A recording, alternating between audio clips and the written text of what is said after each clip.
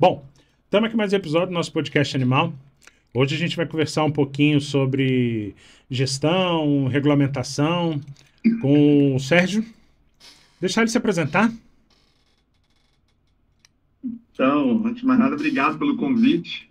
Né? Eu até costumo brincar nessa hora da apresentação, dizendo que assim, eu não sou um cara tão chato, eu não sou um cara que pega tanto no pé assim que outras pessoas acham. A Malê, ela tem a melhor definição que eu escutei nos últimos anos sobre quem eu sou.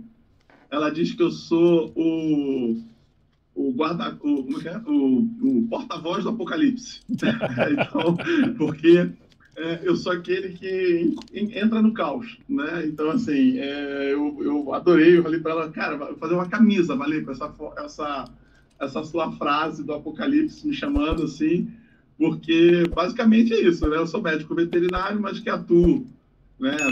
Tô indo aí para 33, 34 anos de formado, mas há 26, 26, 27 só com a gestão técnica, né? E ainda não satisfeito de não ser só gestão, é a técnica. Então ainda é algo mais ancestral ainda, né? Porque gestão, eu costumo dizer que ela é uma modinha que nasceu, está na fase da adolescência e ela se dividiu em grupinhos, né? Então é a gestão de processos, a gestão de mídia, a gestão de pessoas, gestão, né, financeira, gestão jurídica, mas a raiz mesmo é a gestão técnica. Eu brinco com os meus colegas consultores dizendo, a gestão técnica é a mãe de todas as gestões.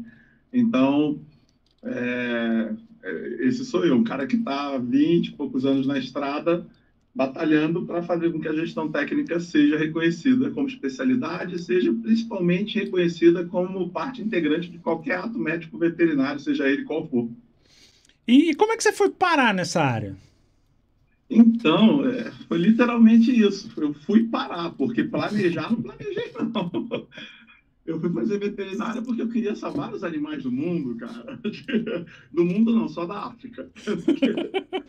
Eu sou do tempo que animal só tinha na África, né? Porque só tinha seriado sobre animais na África. Então, meu sonho era trabalhar no Serengeti. Era uma coisa assim de criança mesmo. Tanto que a primeira vez que eu vi um porco, eu gritei assim para minha mãe: Mamãe, um javali.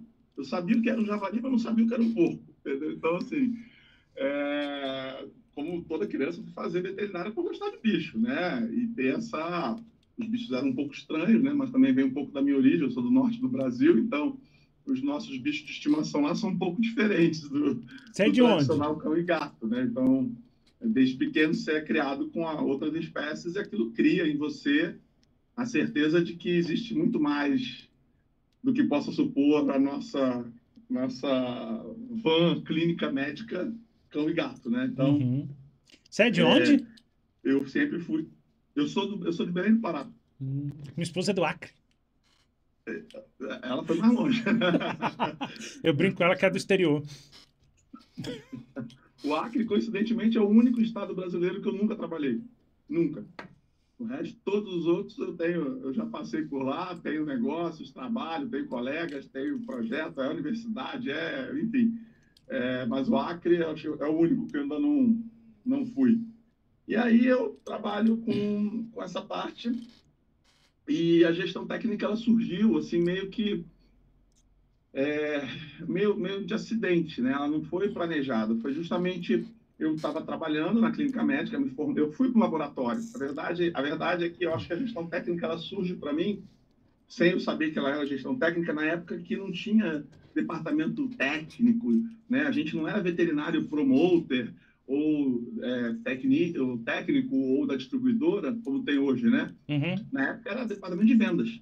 Você trabalhava no departamento de vendas. Você era o tanto que pejorativamente o pessoal chamava de venderinário, né? Então, e ali dentro, pegando aquele universo um pouco mais profissional do que o das clínicas, aí é que eu percebi a necessidade de começar a me organizar um pouquinho.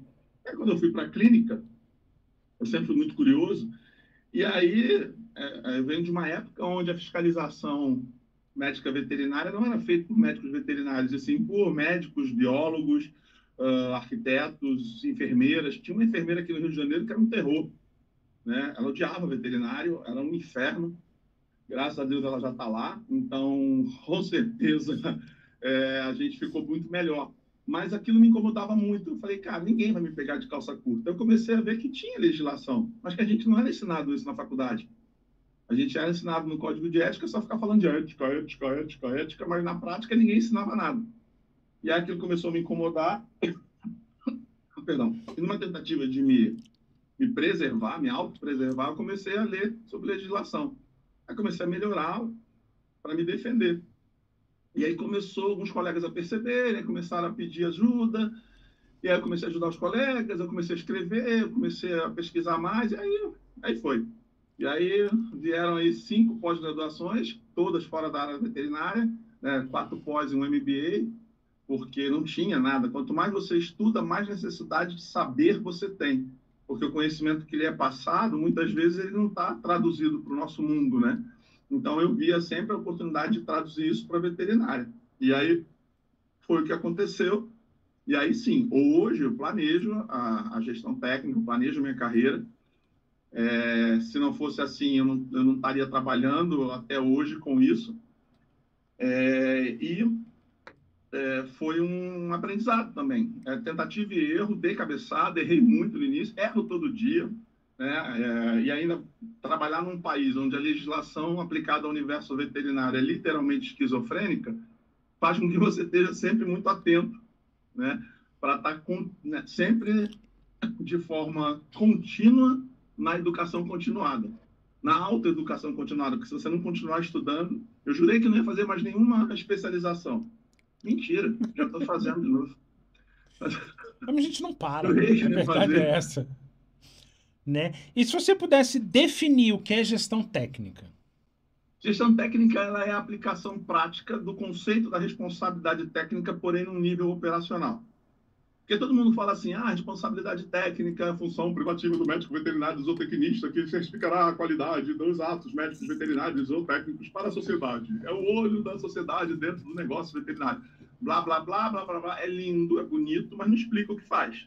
Né? O que é? O que é garantir a qualidade, né? O que é efetivamente ser o olho da sociedade ali dentro? É definir padrões de protocolos e processos mínimos. Só que para isso você tem que estudar. E para aqueles colegas que acham que gestão técnica não é medicina veterinária, eu sempre tenho uma pergunta. Então você vai rasgar o RISPOA, né? Porque o RISPOA é gestão técnica pura. Né? Processo, regra, a gente tem profissão tecnicista, a gente segue receita, a gente segue técnica.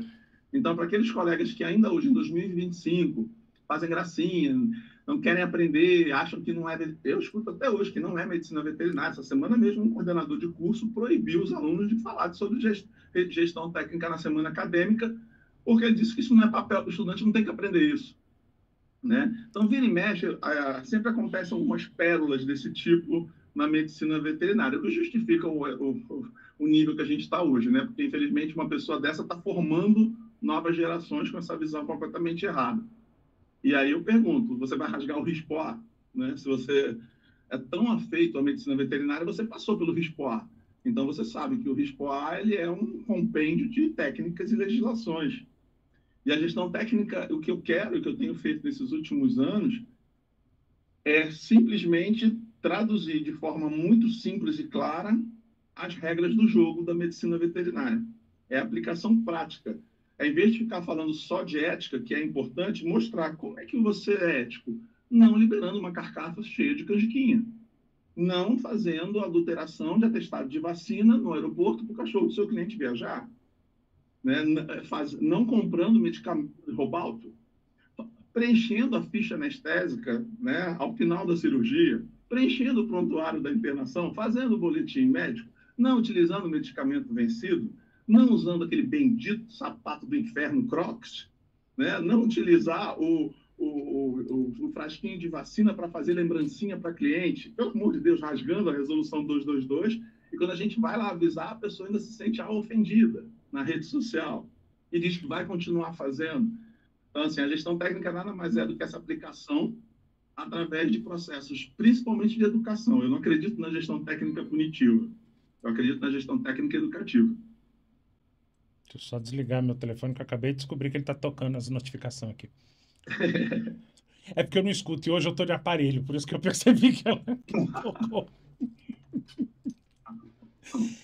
Mas, cara, eu vejo, é uma das coisas que eu comento muito aqui é o seguinte, eu vejo a gestão como algo que deveria ser ensinado na faculdade.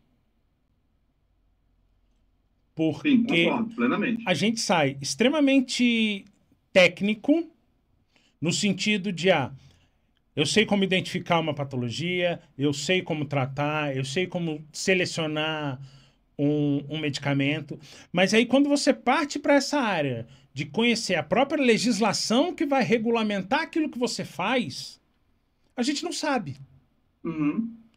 né? E a grande maioria tem preguiça de Sim. procurar. Ah, eu amo cavalo, adoro cavalo. Cavalo é a maravilha anatômica. Vai abrir um laboratório de anemia infecciosa equina. Vai ver o problema que é, sabe? Vai lidar com o mormo. Vai fazer o controle de qualidade na propriedade, vai fazer o controle de alimentação. Tudo isso é gestão, né? Então, é complicado, assim. E a parte de legislação envolve a comunicação, envolve a parte jurídica da nossa profissão, né? O que pode, o que não pode, está no nosso código de ética. Então, existe o básico, né? Eu tenho quem me acompanha nas redes sociais sabe que eu tenho um slide que é assim, a jornada do gestor técnico, onde é que ela começa?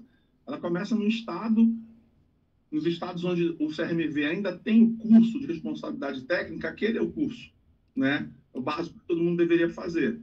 O pessoal fala assim, Sérgio, mas é muito ruim. Eu falei, filho, eu fiz no meu estado. Né? Mas você é autor do primeiro livro sobre o tema. Sim, mas manda quem pode, obedece quem tem juízo. A regra é clara. Médicos veterinários, responsáveis técnicos de empresa, e eu sou da minha consultoria, são obrigados, eram, agora não mais, mas eram obrigados a fazer o curso do Conselho do Rio de Janeiro, que era uma manhã e uma tarde. Aqui Entendeu? em Então, assim, Brasília, a gente chegou a ter uma época e não tem mais, já há alguns bons anos, aqui no Rio também não tem mais. né? Mas no Goiás ainda tem. Hum. No Goiás ainda é obrigado a fazer. Uhum. Eu tive lá, eu tive a convite do presidente dando uma aula num dia do curso deles lá, eu fui dar uma apresentação, porque o problema dos cursos dos conselhos é que eles não são atualizados com a realidade. E aí o veterinário vai para lá para ficar vendo ou o assessor jurídico do conselho ou um outro veterinário mais antigo ficar lendo os códigos. Artigo 3º, blá, blá, blá, blá, blá, blá, blá. Artigo 4º, blá, blá, blá. E não tem conexão com a realidade, aquilo não é a vida do cara. Você não traduzir o que está escrito, né, dentro da legislação para o clínico, se ele não se vê parte daquilo, ele vai achar o curso chato, ele não vai prestar atenção, ele vai falar mal da gestão, ele vai falar mal do conselho, que é clássico da classe, mas é justamente também falta do outro lado, dos nossos órgãos fiscalizatórios, essa preocupação em falar da gestão. Aqui eu faço uma menção honrosa ao presidente do meu estado, doutor Diogo Conceição, que nos últimos meses, tudo que a gente é colocado nas páginas do nosso conselho, do nosso Instagram, sempre que tem algum problema, tipo clínicas interditadas, fiscalizadas, autuadas, ele é citado a importância da gestão técnica, que teria prevenido tudo isso, né? Então, hoje, a gente tem alguns conselhos que estão muito ativos em relação a isso, como Rio Grande do Norte, São Paulo, Rio Grande do Sul, Rio de Janeiro, deixa eu ver quem mais para não ser um pouco ingrato, mas vamos lá, Pernambuco, Sergipe, Paraíba não, Paraíba eu vou mais privado, mas assim, tem conselhos que realmente trabalham muito o conceito, Ceará, né, Daniel lá, Pernambuco, a Maria Elisa, Mauro no Sul, Paraná, o Sasaki no Paraná faz um trabalho belíssimo, Paraná é um estado difícil de lidar, mas eu tenho uma chefe de fiscalização que, por mais rigorosa que seja, é extremamente paciente e didática. Eu tenho altas conversas com ela, porque eu faço muita obra no Paraná e vira e mexe tem um fiscal que me dá uma certa, sabe, vontade de esganá-lo, aí eu tenho que correr com a chefe da fiscalização. Querida, o que eu ouvi? Aí a gente aprende junto, né? Isso é o melhor. Eu digo que o melhor da gestão técnica é a possibilidade de aplicar na prática os conceitos da responsabilidade técnica e conhecer gente maravilhosa pelo Brasil inteiro. E E eu posso estar enganado, mas o que eu tenho percebido é que a grande maioria dos veterinários não tem noção do que é ser um responsável técnico. Nenhuma, nenhuma. Mas isso é culpa de, vamos lá, gerações passadas do nosso próprio federal, né? Nós vivemos uma época negra, né? Vocês aí em Brasília mais próximos sabem do que eu estou falando, onde eu só não fui caçado porque eu sou filho de advogado. Então eu sei muito bem até onde eu podia botar minha língua e eu sabia muito bem como me defender, diferente de tantos outros colegas que foram processados e tinham que ir para Brasília para se defender. Eu falei o que eu quis, consegui seguir, me impus e não fui processado. Porque é uma época onde o ato médico veterinário nunca foi valorizado. E aí a responsabilidade técnica era tida como... E eu escutei isso várias vezes, até de presidente de comissão de ética, botando o dedo na minha cara, que o que eu fazia era um serviço à classe. Porque era a prova de que eu não tinha, literalmente, a palavra foi essa, culhão para pegar num bisturi. Isso um presidente de comissão de ética falando para mim. Né? Então, essa era a visão dos baluartes da profissão. Se você não faz aquilo que é esperado, que é o agro e que é a clínica de pequenos, você não é considerado um profissional respeitado. E a responsabilidade técnica nunca foi trabalhada porque não foi explicado o que o RP fazia. Então, cansei de estar dentro de conselhos na época e ver os próprios fiscais do conselho, não, doutora, vai lá, assina, fica 2 horinhas, faz 1 hora lá, toma um café e pronto, ganha seu dinheirinho e vai embora. Então, eu escutei isso durante décadas e o estrago foi muito grande. E hoje, hoje a responsabilidade técnica, ela é a condição sine qua non para que hoje a gente tenha no mercado os diretores técnicos, diretores clínicos de hospitais, diretores, gestores de atenção ao cliente, gestores de crise, que são as novas carreiras dentro da responsabilidade técnica que o mercado está pedindo e a gente não tem profissional para contratar. Por quê? Porque durante 40 anos se falou que a responsabilidade técnica era uma arte menor da veterinária, não era medicina veterinária, era para frustrado, era para gente que não tinha capacidade técnica. Então, a gente criou um vácuo. Então, por isso que os colegas não sabem, porque quando hoje se fala de RT, se fala só da ART, da anotação de responsabilidade técnica. Você tem que ir lá assinar. Mas mais nada. Não, certifica a regularidade jurídica da empresa perante o conselho. E daí? O que isso muda na vida do cara que vai assinar? Não falam de responsabilidade, não falam do novo Código Civil, do impacto que isso causa nesse tipo de parceria que muitas vezes é proposta. Fica aqui no sábado, atende de graça que eu assino o seu RT. Tá? Fica aqui, atende para mim. A grande maioria de donos de estabelecimento, eles sabendo dessa lacuna na nossa formação, ele explora uma mão de obra fácil. Eu recebo muito pedido de ajuda de colegas que falam assim, pô, eu sou clínico lá, ela quer que eu assine a RT porque eu sou clínico. Aí é uma coisa que eu ensino desde sempre. A atividade clínica e a atividade de gestor técnico não podem acontecer no mesmo tempo e espaço. Entendeu? Então, assim, são coisas completamente diferentes, contratos completamente diferentes. Mas eu tenho 33 formado. Para bater os 40 anos de serviço que o federal fez, eu tenho que completar mais 7 aninhos ainda trabalhando. Não, cara, e eu vejo exatamente como não se deu essa devida importância, até a própria remuneração do responsável técnico ficou meio que, eu te pago qualquer mixaria só para você assinar. Uhum. Sem a pessoa entender que acaba que juridicamente ele que responde. Sim. Né?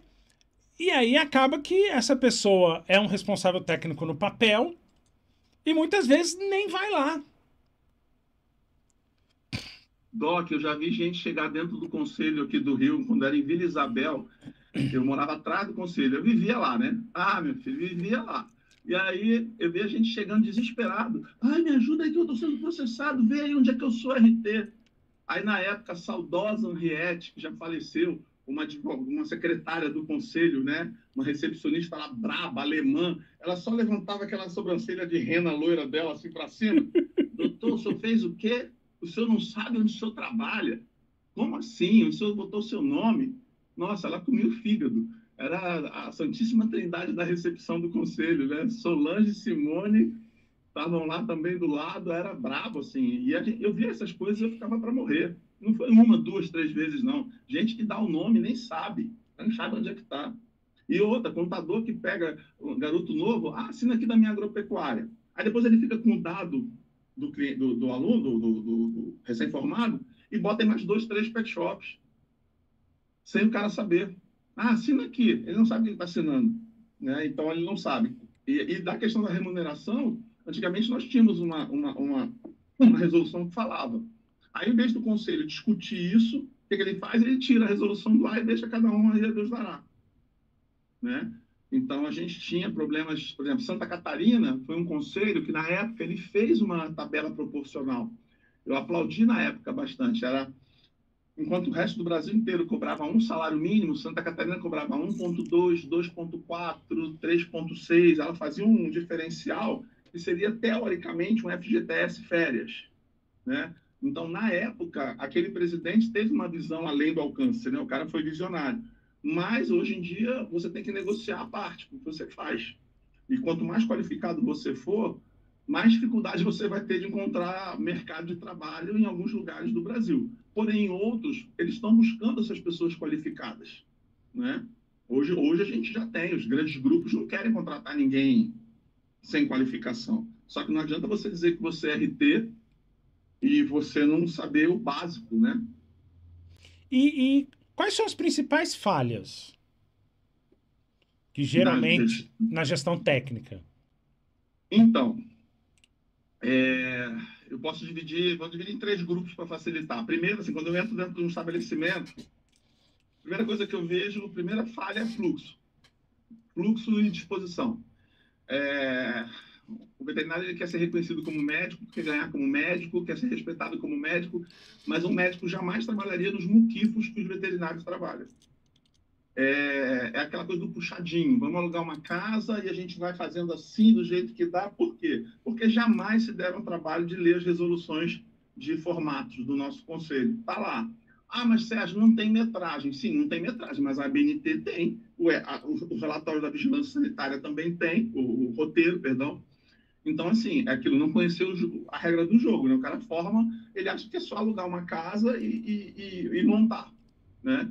Então, o primeiro problema que eu vejo é fluxo. Assim, são casas, estabelecimentos, lojas, hospitais que não deveriam nem existir, né? Estão completamente errados de fluxo. E quando eu falo fluxo, envolve a questão de acessibilidade, a questão de segurança do paciente, segurança da equipe, risco de fuga, risco de acidentes, cruzamento de fluxo, então, que a vigilância sanitária odeia, é o que mais tem na veterinária. Sujo cruzando com limpo. Você tem uma raça que é suja, é médico veterinário. E quando você fala isso, nossa, os alecrins ficam ofendidíssimos. Mas aí, logo depois, está no Instagram, comendo dentro do centro cirúrgico, brindando com um cafezinho, anestesia bem feita, está dentro da internação cheio de garrafa de água, dentro da internação. Porque o meu médico disse que eu tenho que beber água. Você não pode tirar minha garrafa daqui, doutor Sérgio. Você está sendo intransigente. Eu falei, não estou sendo. Deus te deu duas pernas para você ir até a copa beber sua água. Aqui dentro a água não vai ficar. Ou no máximo entendeu? você pega então, uma assim, garrafa... Esse é o primeiro problema. O segundo problema que eu vejo é a indefinição mesmo da pessoa não saber o que ela tem. Você é o quê? Você é consultório, você é clínica, você é hospital. Você é profissional de saúde. A pessoa não consegue definir que ela é profissional de saúde dependendo do formato da 1275. E aí eu começo a ver o aspecto de comunicação. O médico veterinário ele não entende que a comunicação empresarial ela ajuda bastante na valorização e na percepção de valor, é neurociência pura. E o terceiro, que é o mais complicado, né, porque é quando eu sento, cruzo o meu bracinho e falo, então, doutor, posso ver seus termos? Posso ver seu livro de RT? Posso ver seus documentos? Doc, é um tal de corre para lá, corre para cá e não sabe onde é que está. A desorganização burocrática é enorme. E aí, quando eu peço termo, a pessoa, 90% me responde assim, está no sistema. Aí eu já sei que aquela clínica está uma zorra, porque o sistema... mas não tem sistema que é bom. Se rasguem, me provem. Porque eu entro nos termos do sistema, meu Deus do céu, tem coisa ali que está tudo errado, entendeu? Então, assim, fluxo imobiliário e espaço. Depois, a própria indefinição de atuar como profissional de saúde, onde ele se coloca em risco o tempo todo, não se protege. E terceiro, a parte documental, não só a parte de termos e prontuário, que todo mundo está falando hoje em dia, mas eu peço, por exemplo, uma coisa que eu peço na gestão técnica é que 98% das clínicas não tem, nem dos hospitais veterinários, e pode ser hospital certificado, carimbado, avaliado, se quiser voar. Pode ser, pode até ser o que for. Eu peço, não tem. Porque já aconteceu isso. Né? Porque vou te levar no hospital, que é certificado, carimbado. Cheguei lá, tinha mais erro que não sei o quê. Eu falei, como essa porra conseguiu esse selo? Né? Você fica assim.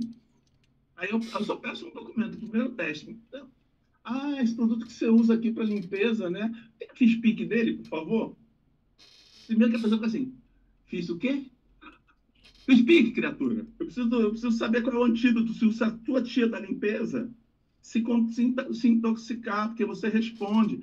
A propósito, já que eu pedi a FISPIC, posso ver o seu livro de RT para ver onde você anotou o DDS? O quê? O seu discurso diário de segurança, onde você prova por A mais B que você treinou a dona Maria da limpeza, que ela tem que usar a EPI, que ela tem que diluir dessa forma, que ela não tem que enfiar o dedo lá dentro para provar que isso está bom, entendeu? Que isso é sua defesa. E aí, esse é um problema, porque ninguém dá valor a isso, até a hora que estoura. E as pessoas falam, mas tem tanto problema na veterinária maior para você se preocupar. Então, cada um no seu quadrado. Eu tô lá nos bastidores. Ninguém gosta da gestão técnica porque não é a gente que brilha. O meu papel é dar pauta para o veterinário clínico, cirurgião, para o estrela, para que ele possa brilhar de forma segura, para que ele tenha um plantão decente, que ele não seja desvalorizado, sabe? Que ele ganhe o dinheiro dele com segurança, atendendo a legislação, e que não seja achacado por fiscal. E acaba sendo uma defesa e um início de tudo. Sim. Mas aí eu venho aqui em público no seu podcast pedir, já que você está em Brasília, né, que Dona Ana, por favor, escute, né, Fernando do Jurídico, por favor, escutem, né, e que os conselheiros que estão aí escutem, pelo amor de Deus. Por quê? Eu sempre falo, cara, a gente está numa melhor fase, eu sou super bem recebido pelo federal, e eu queria muito que eu partisse do federal, porque alguns conselhos até já fazem, tanto que eu encho o saco.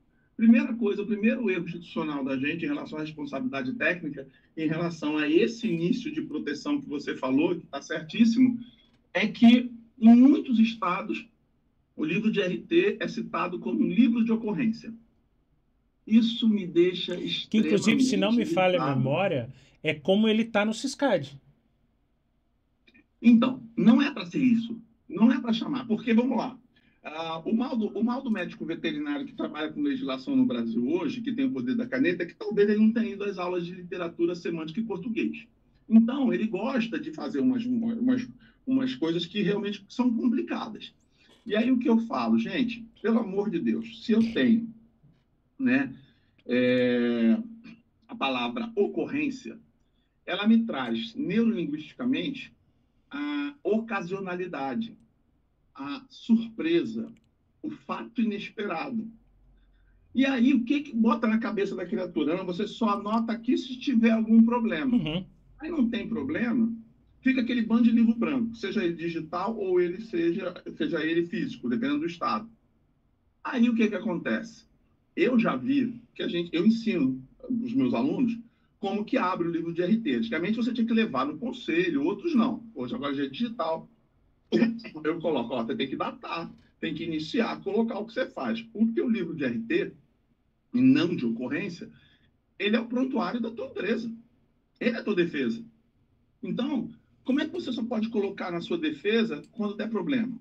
E aquilo que você faz regularmente, que é o início de tudo, como você falou, que é a base para dar um suporte para o ato médico veterinário, seja ele clínico ou cirúrgico.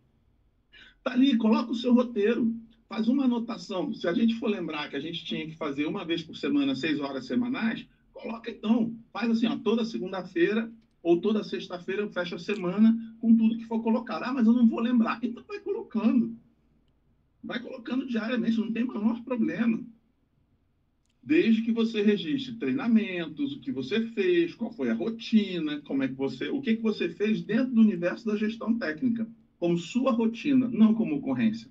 As ocorrências também são colocadas ali, você tem que anexar os BOs, os pepinos, problema com equipe, problema com funcionário, furto, roubo, briga com cliente, problema de troca de plantão, aí realmente está ali, são ocorrências, né? Que no caso da medicina veterinária, infelizmente, tem se tornado permanências, mas a gente acaba tendo que trabalhar esse conceito também de reduzir isso. Por isso que a briga começa com isso. Tudo que é conceitual no universo da responsabilidade técnica está errado. Está errado, gera uma percepção completamente errada na classe. E aí talvez por isso que fique essa confusão do que é o RT, do que ele precisa fazer. E muitos colegas, Doc, não, eu estudei para isso. Eu não fiquei 5 anos na faculdade para isso. Aí eu olho para a criatura está num plantão, numa clínica popular, com a maquininha dele, tendo que passar a maquininha dele, cobrando R$ 30 a consulta. Foi para isso que você estudou? Eu falei, o seu colega de turma, que é meu RT, está em São Paulo ganhando 4.000 por mês, para trabalhar 2 dias na semana. E 6 horas em cada empresa. E aí? Né? E ele dá plantão, ele complementa a renda dele fazendo as outras coisas. Mas ele tem lá o fixo dele, o orçamento dele sai de 4.000. E você está aí, ó, lutando para tirar 200, R$ 120 num plantão de 12 horas na internação. Então, existe um mercado de trabalho muito grande. Não é para esse cara que está aí desesperado, que quer ir quer ganhar dinheiro. Não. É que tem muita gente que, infelizmente, tem perfil para responsabilidade técnica, mas passa 5 anos sem ouvir falar disso, e aí vai para a clínica médica ocupar o espaço de quem realmente é bom. E aí causando todos esses problemas de superlotação no mercado de pequenos animais. E uma coisa que você citou logo no começo foi a questão das regulamentações. Sim. Né? E realmente é bastante confuso algumas coisas. Eu digo que eu tinha consultório e aí agora ampliei para clínica. Deus proteja. E aí eu tive um pequeno problema que foi, antes de mudar para o novo local, eu fiz um requerimento para o conselho pedindo uma visita técnica para me falar o que eu precisava adequar dentro da minha loja, que eu aluguei. Já se vão praticamente 8 meses e eu estou esperando até hoje alguém lá para me dizer, para me orientar. E aí foi a vigilância e diz, ó, isso aqui você pode fazer assim. Aí vai o fiscal do conselho e fala, não, isso aqui não pode ser assim. Tem que ser diferente. Então acaba que, eu acho que os próprios órgãos acabam não se comunicando. Não é? É um desafio, tá? Eu sempre falo, eu estou vivendo isso há praticamente 25, 26 anos, eu vivo já foi pior, tá? Hoje, pelo menos, a gente consegue sentar numa mesma mesa para discutir em alguns estados, né? Mas, assim, uma coisa que eu sempre falo para os meus alunos, para os meus clientes de mentoria, de consultoria, é o seguinte, por mais que a gente faça tudo certo, sempre vai ter alguém que vai querer achar pelo em ovo. Eu tive uma clínica que eu reformei toda, de cabo a rabo, em Santo André, São Paulo, e com uma arquiteta maravilhosa, uma portuguesa simpaticíssima, assim, a gente fez um trabalho lindo, maravilhoso, tudo certinho. O fiscal, quando veio, você percebia que ele estava incomodado, ele estava desesperado, ele queria achar alguma coisa e não conseguia. É dele, né? Você vai lidar com pessoas. Ah, fiz veterinária para salvar os animais do mundo. Não, você vai ter que lidar com plano de espírito de porco, com certeza. Entendeu? Então, assim, cara, sabe o que ele empobou? É que a porta não podia abrir da direita para a esquerda, tinha que abrir da esquerda para a direita. Ele fez a gente trocar o alisar da porta. Oxi! Não por questões de fluxo de segurança. Isso não está escrito em lugar nenhum. Mas eu olhei para a cara da arquiteta, a arquiteta olhou para minha cara e falou assim, deixa que isso é mole de fazer. Foi só isso que ele pediu, mais nada. E aí você sabe que ele está impondo um dramazinho pessoal quando eles não escrevem no roteiro. E se ele não escrever no roteiro, ou no roteiro não, no auto de notificação, filho, eu não faço. Porque eu vou até o fim. Eu vou até o fim. E eu ganho. Eu ganhei, eu ganho nos últimos 26 anos. Não É, perdi nenhum. Entendeu? Porque o e- que eu falo para os meus clientes, meus alunos, gente, as melhores costas quentes que você pode ter na vida é o conhecimento, é o saber a regra do jogo. É óbvio que vão ter momentos como esse. Por exemplo, o conselho não tem essa obrigação de fazer visita técnica antes de abertura. Uhum, E você deu sorte de não ter encontrado um fiscal ou um chefe de fiscalização que ainda não falou na sua cara assim: não sou seu consultor, uhum. né? Mas Tem exatamente, isso também. quando eu questionei ao conselho se eles podiam fazer isso, que ele falou, faz um requerimento solicitando essa visita técnica. Pode ser atendido ou não. Como eu percebi, não foi. Não, Mas é assim, mais uma questão de ser simpático ao pedido, mas que já tem internamente não vai. O conselho uhum. não tem mão de obra para É fazer isso. porque a minha ideia era não ter que Começar gastar de certo. novo com obra, Uhum. né? Mas beleza, eu comento até que nessa questão da estrutura, aí eu tenho que fazer um elogio muito grande ao pessoal do CRMV de São Paulo, porque eles têm alguns manuais muito bons. Sim, E ele tem um de estabelecimentos, onde ele classifica os estabelecimentos, estabelece fluxo, mostra mais ou menos o tamanho, como deve ser e tudo. Isso me ajudou bastante a definir como eu ia fazer, sim, sabe? E é o que eu costumo falar. Essas resoluções, essas legislações que a gente tem, primeiro elas são feitas para ser seguidas, né? A gente pode concordar ou não, mas sim, elas têm que ser seguidas, sim. né? E E acaba que essa regulamentação é o que acaba embarreirando muita coisa também, né? Na hora que você tá pronto e aí tem uma fiscalização. Sim. O papel da gestão técnica é minimizar ao máximo esse impacto de uma fiscalização primária que possa gerar problemas até com uma interdição de estabelecimentos, que eu vira e mexe, eu sou chamado para isso, para desinterditar. Às vezes é tão surreal que o fiscal escreve tudo que está errado. O veterinário lê 2, 3, 4 vezes, não entende, aí me liga. Ai, professor, não estou entendendo o que ele quer, que não sei o quê. Aí me contrata lá, vou eu para a clínica, olho tudo, vejo, dou a solução, vamos fazer assim, vamos fazer assado, blá, blá, blá, aí resolve. Né? Então, assim, acaba tendo um foco de educação. Eu venho de uma época onde a fiscalização era meramente punitiva, hoje ela já é uma educação negativa, né? No que diz respeito a materiais, informação, tá? Mas essa questão da fiscalização, se não me falha a memória, teve uma resolução nova agora fazendo com que ela fique mais padrão. Para os fiscais, né, do Sim, conselho, porque ela sim, não vai sim. influenciar na vigilância, não vai. Sim, Porque, olha sim. só, existe a modinha, a trend da fiscalização, tá? E existe também um DNA cultural de cada estado. Ceará, por exemplo, sofre muito com a fiscalização do Ministério do Trabalho, é mais frequente do que, por exemplo, aqui no Rio de Janeiro.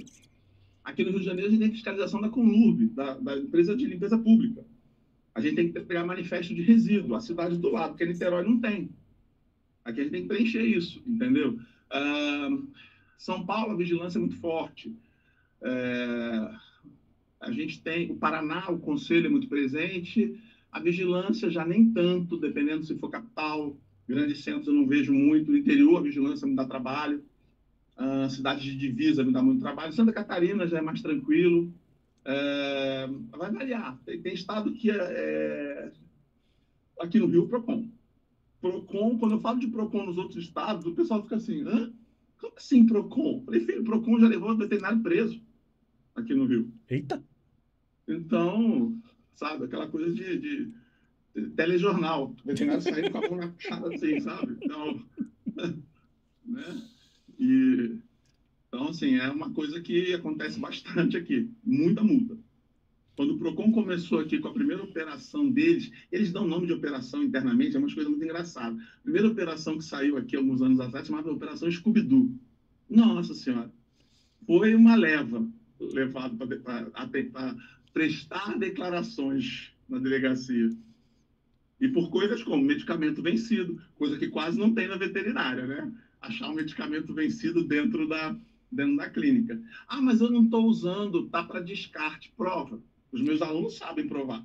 Geralmente lá na clínica, o que eu faço, eu tenho um armário lá que já está identificado Sim, como material vencido para descarte. Porque aí eu espero a isso. empresa que vem buscar minhas coisas para poder levar.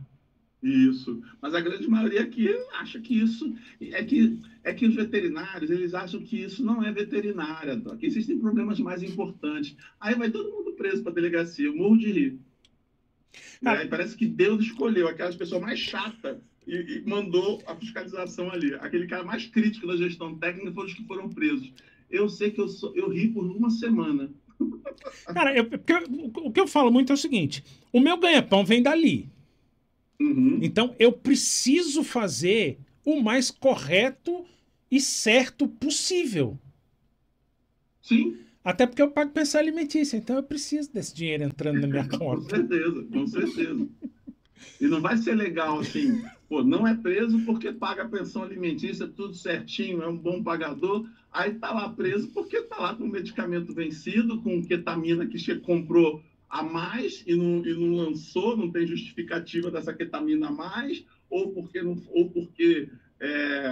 deixou lá o funcionário. Porque até convém fazer uma parte aqui. Os médicos veterinários eles acreditam que a vigilância sanitária ela está indo lá para fiscalizar bem-estar de paciente. Acorda, Alice. Vigilância sanitária, o elan dela, a essência dela é fiscalização da saúde humana, tá? Teve uma creche em São Paulo agora que foi interditada porque os funcionários estavam todos com giardia, Nossa. entendeu? Então, assim, e aí?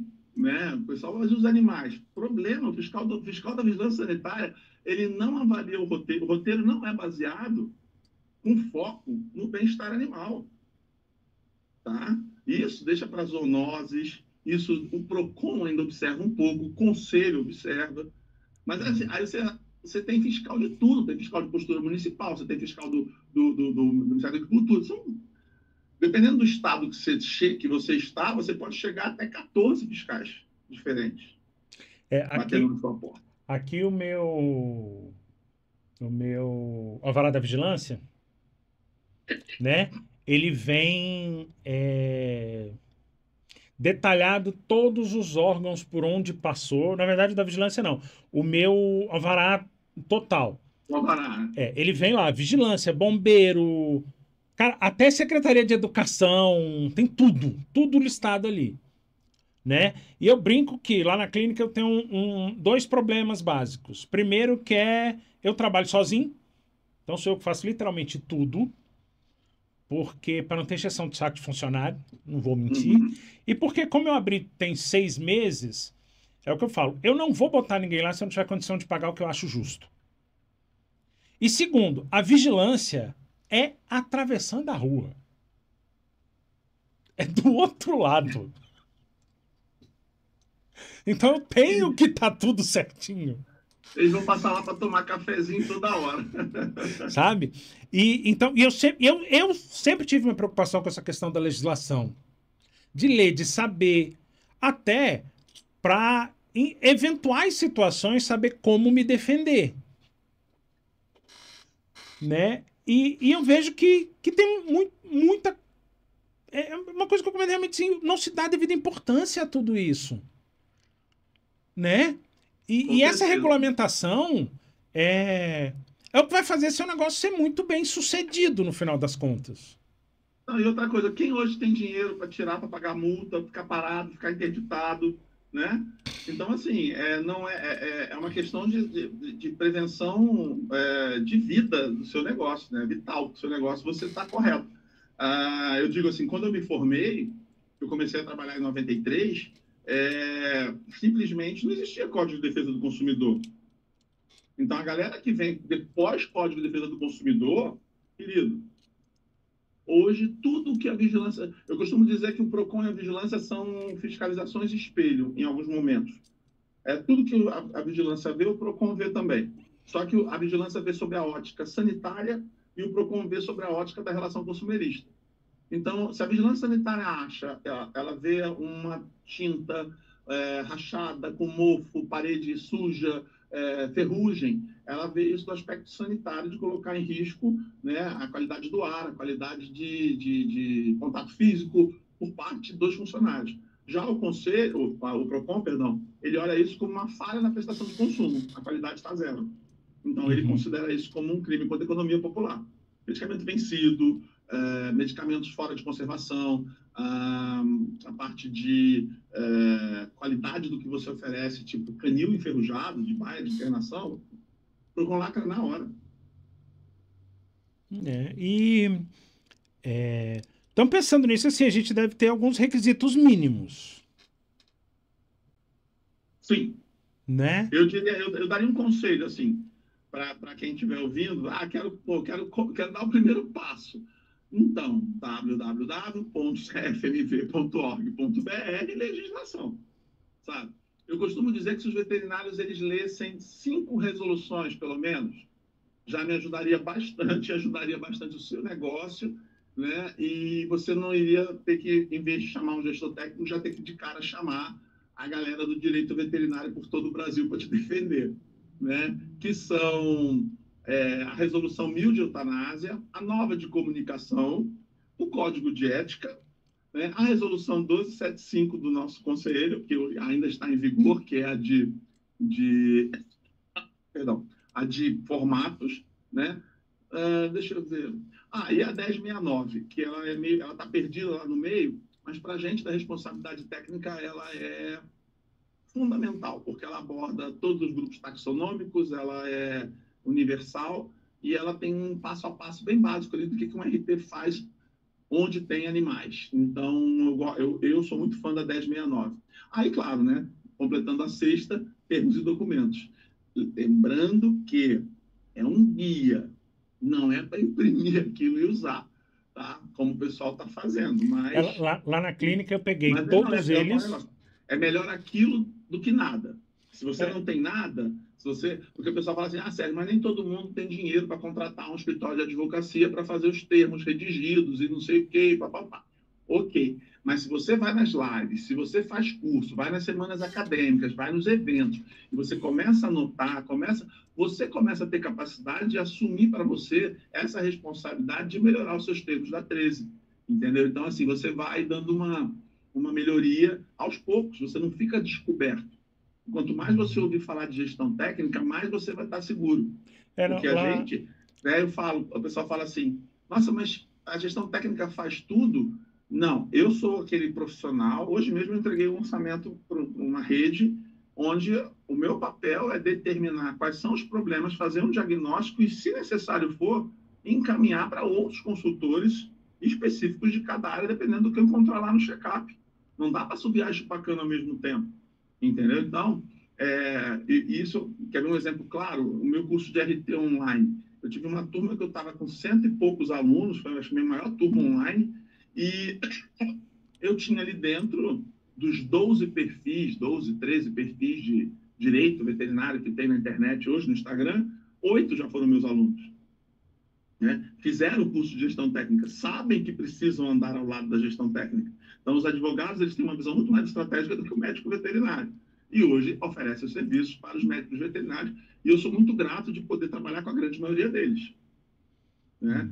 Então, eu agora vou no Sul, vou fazer um evento lá no Sul, e uma das parceiras que vai, umas convidadas especiais é uma advogada, a Isabel Palma, que já foi minha aluna. Ela vai falar a parte de segurança jurídica dentro de clínica, dentro do meu evento lá, que é um evento de imersão sobre segurança, dentro de estabelecimentos veterinários, de manhã, 8 horas da manhã, até às 7 horas da noite. Entendeu? Então, esse é um evento que eu rodei 14 capitais no Brasil, em 2024, e foi uma loucura. Teve cidades que eu tive que ligar para o hotel, pelo amor de Deus, aumenta o salão, porque o veterinário já tudo para a última hora, né? Quando eu vi, nas vésperas do evento, eu estava com 32 inscritos, de repente 80. Nossa. Então, foi Teresina, foi uma surpresa, Teresina. Mas a gente roda o Brasil inteiro com esse curso, quando a gente chega na cidade, é assim, é um desespero. Por quê? Porque é um curso focado, prático, como a gestão técnica tem que ser. Sem blá, blá, blá, sem porque a ética com os colegas. Não tem nada disso. É pauleira.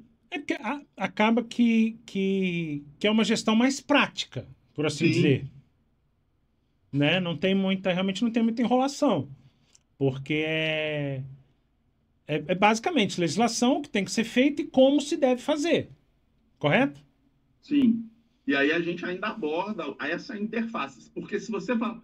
Porque esse é o erro. Se eu falar só na legislação e o que ela deve fazer, o veterinário não vai. Não vai. Não presta atenção. Ele acha que é só decorar depois. Por que eu estou tanto tempo fazendo isso? Por que lotam as turmas? Porque eu trago o direito veterinário, eu trago a comunicação empresarial, eu trago a parte de apresentação pessoal, eu trago a parte de empatia, a parte de relação homem-animal. Tudo isso dentro do... é necessário. Por isso que eu digo, o gestor técnico, ele não pode ser um guarda-livros. Jamais. Um decorador, sabe, de ambientes veterinários. Eu já escutei isso de um dono de hospital famoso aí de São Paulo, que ele foi no meu Instagram e postou lá. Não entendi, você é veterinário ou você é decorador? Eu estava falando sobre pontos errados que eu encontro dentro da clínica. E aí, assim, é o tipo de profissional, você olha a idade dele, é o cara que hoje está aí, né, nas redes sociais, é dono de hospital, é diretor de associação, não sei o que, mas primeiro não tem ética na educação para ir numa postagem participar, e dois, é a prova do que eu falo das gerações que viveram esse momento trágico da nossa medicina veterinária, onde a formação ficou completamente no escuro, ficou só na ética, quando para mim foi o período mais antiético da classe. Mas o que eu sempre falo é o desafio de você mostrar, né, com trabalho, a resposta a esse tipo de comentário. Né? Você não vai bater boca, com um cara que, porra, já tá no fim da vida e o palco nasce torto, nunca se endireita, e esse não vai direitar agora no final mesmo, tá carcomido. Então, não dá. Então, tá bom, é isso mesmo, doutor. Tá. E você já passou por algum desses locais que você foi como consultor e viu alguma coisa assim extremamente inusitada ou muito discrepante? Já, já, doutor, já. Eu já vi um centro cirúrgico que tinha samambaia nascendo na parede, naquele musgo verde, com a água descendo assim. Esse foi um que eu fiquei bem chocado, né? Nasceu uma samambaia dentro do centro cirúrgico, né? Para você ter uma ideia. O outro, o centro cirúrgico não tinha teto, não tinha nada. Era uma casa muito engraçado, não tinha teto, não tinha nada. Era de telha, na telha, né? E Oxi. o pior é que a clínica era muito bem arrumada, os consultórios super lindos. Quando eu cheguei no bloco cirúrgico, que era uma edícula, dá para piorar, era uma edícula, Jesus, eu quase caí para trás, assim, né? E deixa eu ver o que mais. Sim, o colega que usava o autoclave no banheiro, ele deixava em cima da privada. Oxi. Aí, quando ele queria usar a privada, Tirava a o número autoclave. 1 e o número 2, ele pegava o autoclave, botava no chão, sentava. E aí ele achou aquilo normal, né? Mas, gente. E o terceiro foi uma sala de raio-x, que eu não sei como a vigilância aprovou aquilo. A sala era tão pequena que as pessoas jogavam o bicho na mesa e uma das pessoas que tinha que segurar ficava do lado de fora da porta. Ou seja, não fechava a porta. Tinha identificação de raio-x, não sei o quê, mas a mesa não fechava direito, sabe? E a 611, ela não é a melhor resolução da vigilância sanitária, mas é a única que temos que trabalhar com ela. E uma coisa que ela deixa clara é 1,5 metro de cada parede. Você vai nas clínicas veterinárias do Brasil aprovadas pela vigilância, os fiscais aprovam mesa encostada na parede. Agora, a mesa encostada na porta, com a porta aberta, foi a primeira vez que eu vi. E já vi também uma sala de raio-x separada por cortina de boxe, de peixinho. Gente, não dá nem pra imaginar um negócio desse, porque. Como eu falei, eu fiz essa minha ampliação de consultório para clínica e uma das coisas que eu mais me preocupei foi com tamanhos e disposição de como eu ia fazer. Obviamente eu peguei uma loja que já tinham 3 salas prontas. 3 não, 4 salas prontas. Falei, beleza, essa aqui tá num tamanho que dá para fazer isso, essa dá para fazer isso, essa dá para fazer isso, e essa dá para fazer isso. Então, beleza. Como eu vou fazer agora? Para que isso fique adequado, né? Uhum. Agora, e uma das preocupações bem grande que eu tive foi do meu bloco cirúrgico. Porque foi a sala que era maior. Eu Sim. falei, cara, eu preciso que tenha um fluxo que eu consiga colocar pelo menos 3 a 4 pessoas aqui dentro, se necessário. Com um espaço de movimentação. Por quê?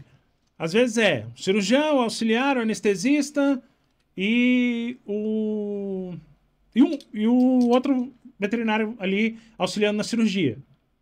Então preciso ter um fluxo que comporte isso, né?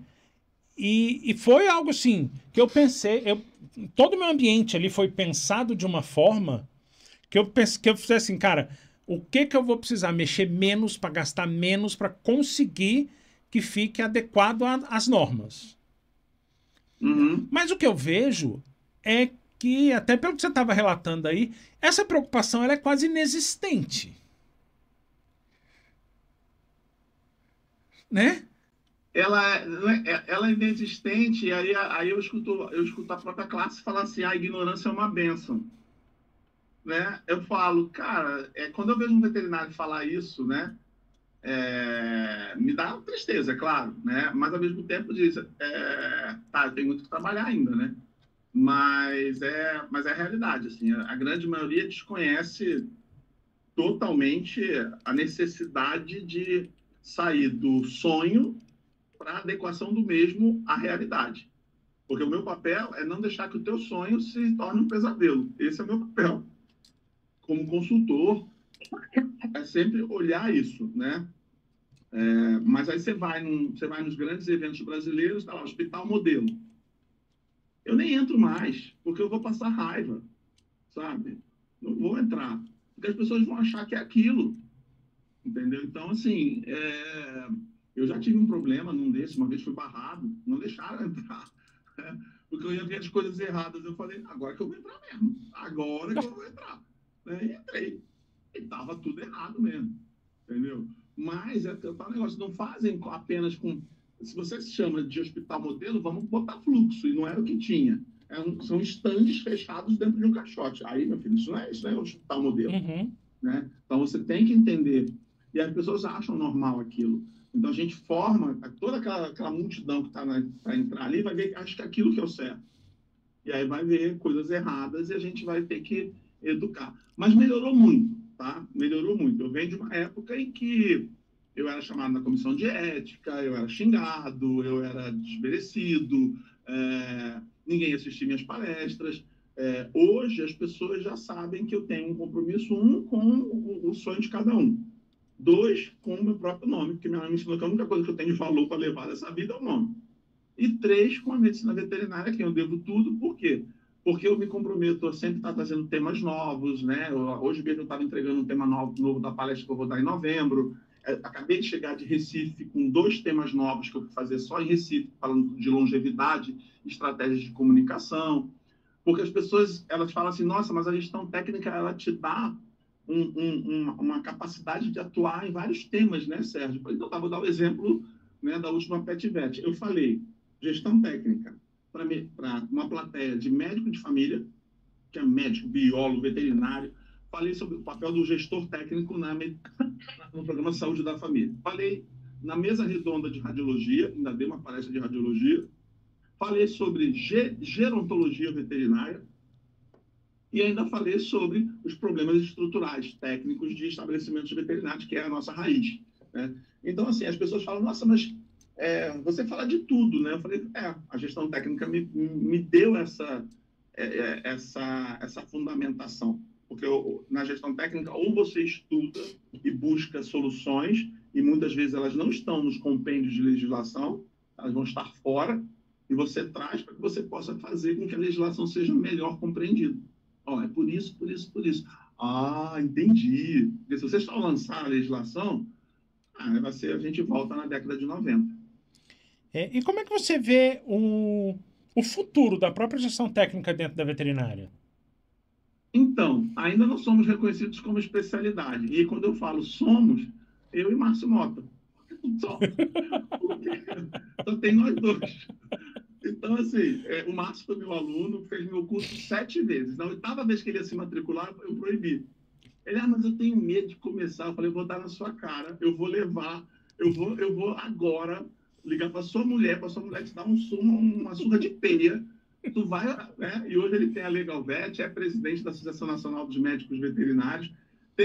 Trabalhamos juntos. O pessoal fala assim: vocês competem, né? A gente compete por currículo, a gente fica que nem doido atrás de gente para contratar. Mas tem alguém? Não, não tem. Você tem alguém? Não tem, não tem, porque não tem. É um desespero. A gente faz junto o Vet Camp, e junto com o René Passos, que é um grande colega também, que trabalha com a área de gestão de equipes. A gente tem o único curso de formação de diretores técnicos, diretores clínicos para estabelecimentos veterinários do Brasil. Já estamos na 3ª edição, fizemos agora em São Paulo. A gente tem projetos conjuntos. O Márcio é palestrante meu dos meus eventos. Ele sempre me leva, fizemos o Reúna ANMV, eu, ele e o Thomas. A gente está sempre junto trabalhando e a gente tem esse trabalho, né, de mostrar, de brigar pela gestão técnica. O Márcio tem essa presença política muito forte, então auxilia nesse aspecto. E o meu sonho é que a gente tenha, primeiro, que todos os coordenadores de curso que falem mal da gestão técnica saiam da coordenação dos cursos, para começar, porque a gente já começa a melhorar a base, né? Aposenta, vai plantar cogumelo, sei lá, faz qualquer negócio, mas não faz mais de serviço para a classe, não.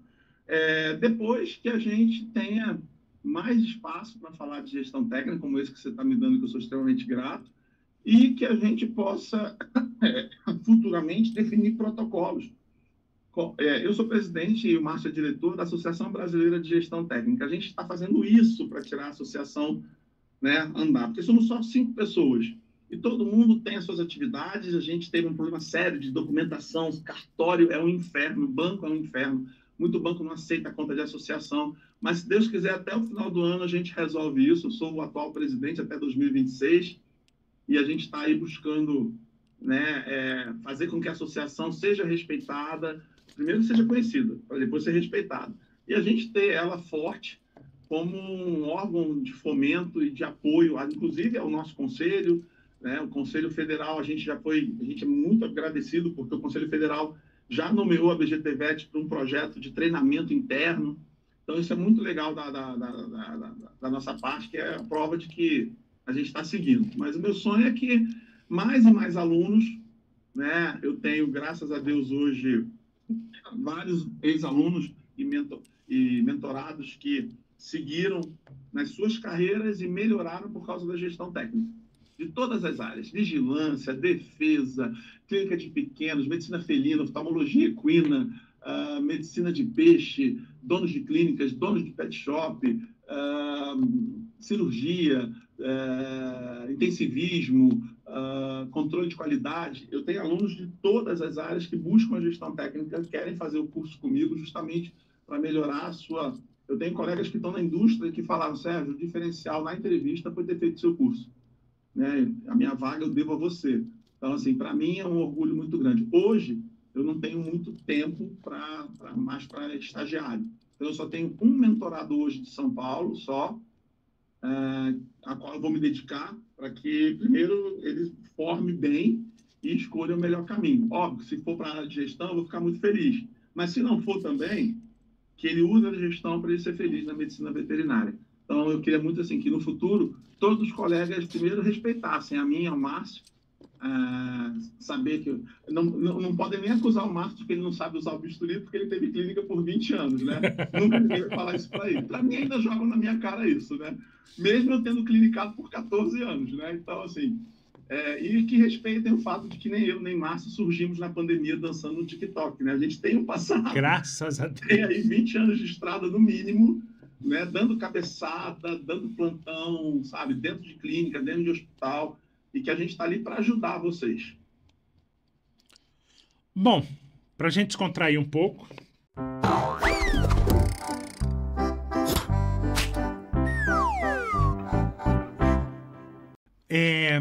A gente tem aqui, são algumas perguntas e respostas rápidas. Eu fico sacaneando que é tipo bate-bola jogo rápido da Marília Gabriela, mas com a lataria diferente. Tá bom. Qual que é o seu animal favorito? Meu animal favorito? Cachorro. Qual animal você seria? Lobo. Quais que são os maiores desafios dentro da área da gestão técnica? Ser recebido pelas autoridades.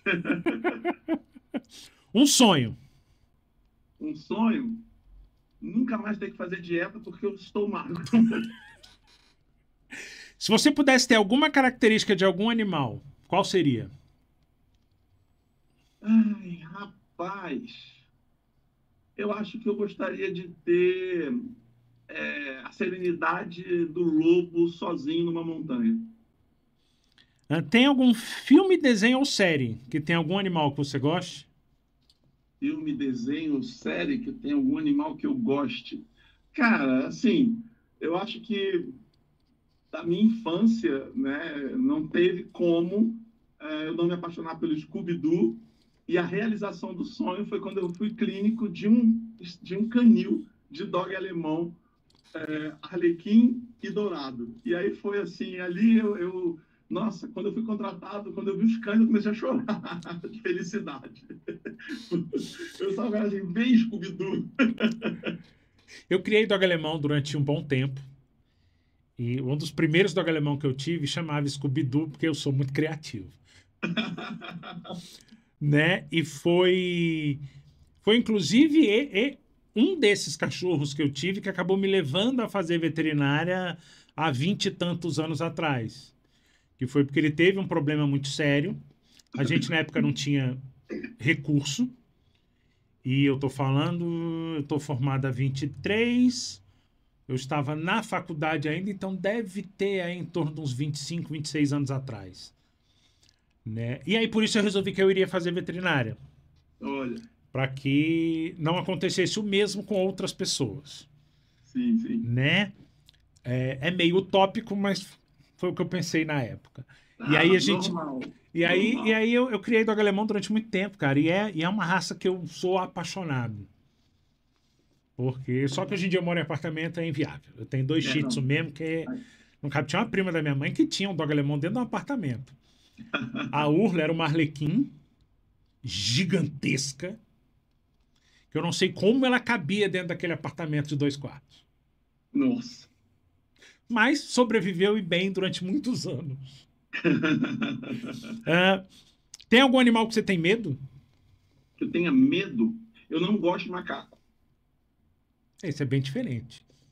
Não gosto. Todo mundo sabe da história, eu não sou muito fã de macaco, não. Já tive problemas com ele. E detalhe, o mais engraçado é que eu trabalho com o pessoal da Bravas e da BV Pet, porque eu organizo o Rio Wild Summit. E eu já montei uns 3, 4 hospitais de pets não convencionais. Aí quando eu entro para fazer as vistorias, eu já chego na porta. Tem macaco aí? Se tiver, eu não entro. E qual que é a melhor parte de trabalhar com a gestão técnica? Melhor parte? Cara, vai parecer clichê, mas eu escutei uma vez de um cliente que é tido como um veterinário super fechadão, super sério, né? Ele falou assim, Lobato, antes de contratar o CNPJ, quer dizer, eu só contratei o CNPJ porque eu conheci o CPF antes. Eu só coloco dentro da minha empresa quem eu conheço. Né? E eu conheci você através das redes sociais, eu vejo a sua história, a sua trajetória, e eu me sinto confortável de colocar você com a minha família. Minha filha te vê, ela fica que nem uma louca, quer cola, tio Sérgio, não sei o quê. Então, eu digo que o melhor da gestão técnica, para mim, é esse tipo de confiança que eu consigo construir com outro ser humano. São as pessoas. Literalmente, a lembrança de que nós fazemos a medicina veterinária para a sociedade. Você vai lidar com o fator humano. Então, para mim, conhecer pessoas pelo Brasil inteiro e pelo mundo. A gestão técnica me levou para 8 países já. Não foi a cirurgia, não foi a clínica, não foi o intensivismo, não. Foi a gestão técnica. Se hoje eu tenho uma carreira né, dos Estados Unidos, México, Peru, Equador, Colômbia, Uruguai, Portugal, Espanha, Itália, né, e proximamente o próximo agora é Polônia, eu devo isso à gestão técnica e ao fato de gostar de pessoas, porque a legislação é igual. Se você pegar um RISPOA, um RDC, ela é igual para todo mundo. O que vai diferenciar é a maneira como você trabalha ela. E quem trabalha é um ser humano. E esse ser humano que eu pretendo ser é um ser humano que eu espero que cada vez mais melhore ao aprender com os outros colegas, porque eu aprendo muito com os colegas. Os desafios das pessoas me ajuda a crescer como pessoa e como profissional. Por isso que a melhor parte da gestão técnica são os encontros. E qual que é o maior mito dentro da gestão técnica? O maior? Mito. Mito? Que gestão técnica é chato.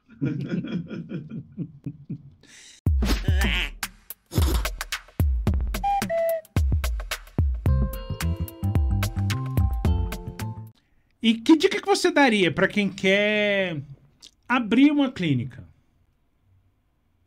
Então, primeira coisa hoje que eu faria, primeiro é que você tenha primeiro a noção de quão forte é esse desejo, esse sonho que você tem, que não seja apenas uma coisa superficial, que seja realmente um projeto de vida. E como tal, né, fazendo esse exercício de autoconsciência e de reconhecer o teu sonho como algo teu mesmo, torná-lo capaz de seguir em frente. Então, você tem que começar a estudar a viabilidade. Primeira coisa que eu faço não vai estudar nada de veterinário, sabe? Vai fazer um Sebrae, de formação de preços do Sebrae. Vai fazer um Empretec. São as únicas duas coisas do Sebrae que eu gosto. O resto, eu tenho minhas críticas homéricas e eu brigo com eles horrores e eles ainda me contratam, gente. Mas vocês gostam de apanhar mesmo, né? Porque eu venho aqui, brigo com os arquitetos de vocês, tudo que é tudo de burro, pelo amor de Deus.